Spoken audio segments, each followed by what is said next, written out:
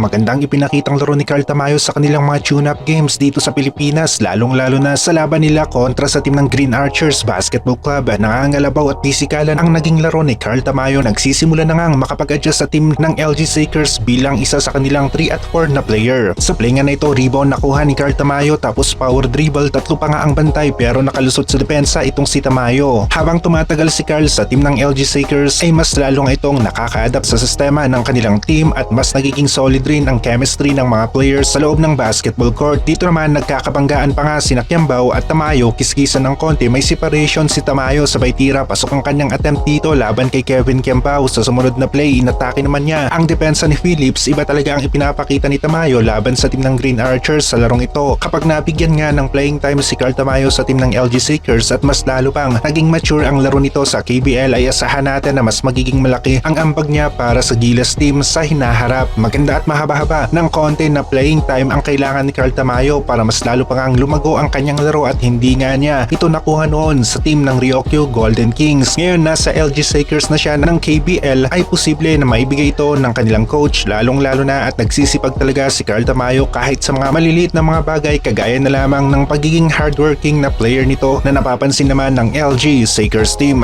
Papainitin naman ng Kushigaya Alphas ang Emperor's Cup at malapit na nga ang kanilang laro. First game nila ay laban sa team ng Iwate Big Bulls. Hindi rin biro ang import ng team na ito at masusubukan ng Kushigaya sa Emperor's Cup na magsisimula na nga sa Setyembre. Kung magawa ng Kushigaya na manalo laban sa team ng Bulls ay sila ang papasok sa next round at pakakalaban naman nila ang team ng Sunrockers sa Shibuya. Posible na ang Kushigaya ang umabot sa finals ng round na ito at nakita rin natin na nandito ang team ni Eiji Edo na Nagasaki Velka. Nasa Japan na nga rin si Kai Sotto at magsisimula na itong mag-ensayo kasama ang kanyang team para sa chemistry. Dito na papasok ang Kai Sotto Eiji Edo matchup na posibleng mangyari na ngayon dito sa Emperor's Cup at sa final round pa nga dahil na rin sa malakas-lakas nga rin ang team ng Nagasaki Velka na kinabibilangan ngayon ni Eiji Edo at nakarecover na nga ito sa kanyang injury pagdating ng laro. Ang team ng Kushigaya at Nagasaki Velka ang malakas-lakas sa round na ito ng Emperor's Cup at posibleng magharap sa final round. Muntikan pa nga na umabot si Eiji Edo sa OQT na posibleng nga sanang mas nagpalakas sa team ng Gilas. Knockout style ang format ng Emperor's Cup at patuloy na uusad ang team na mananalo habang ang talo naman ay tanggal na nga sa kompetisyon. Ito pa ang isa sa mga liga o laro maliban sa Japan B-League. Meron silang Emperor's Cup at ang format nga na ito ay matira ang matibay na team, tanggal kaagad ang talo. Nalalapit na nga ang second window ng FIBA Asia Cup qualifiers pero bago ang event na ito ay ang laro na muna ng mga Gilas player sa kanilang mother team. Ang tatlong Gilas players nga natin na nasa Japan B1 B-League ay sina Eiji Edo, Dwight Ramos at Kai Sotto. Eiji Edo at Kai Sotto maganda ang kanilang Japan B-League stats, maging si Dwight Ramos. Ang nagiging problema nga lang dito kay Eiji Edo ay madalas ang kanyang injury at sana nga ay maging healthy itong si Eiji Edo sa buong season ng Japan B1 B-League, lalong-lalo na kapag nakalaban na rin ng Gilas ang team ng New Zealand dahil binabalak talaga ng Gilas na kunin ang una nilang panalo laban sa team na ito. Hindi pa nananalo ang Gilas laban sa team ng New Zealand pero ngayon sa laro nila sa paparating na FIBA Asia Cup qualifiers ay posible talaga na magawa na ng Gilas na talunin ang team ng New Zealand.